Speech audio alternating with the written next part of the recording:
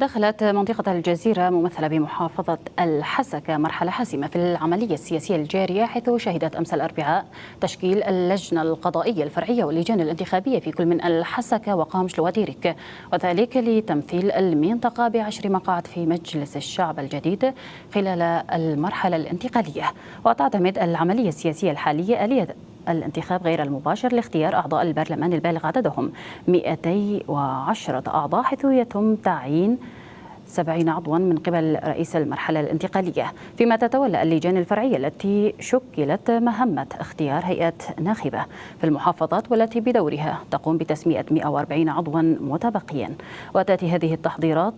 في محافظة الحسكة ضمن ترتيبات أوسع لاستكمال البناء المؤسسي، حيث تعمل اللجان المشكلة حاليا على إعداد القوائم النهائية للهيئات الناخبة، بما يضمن تمثيل المكونات المحلية في منطقة الجزيرة ضمن الحصة المخصصة لها في مجلس الشعب.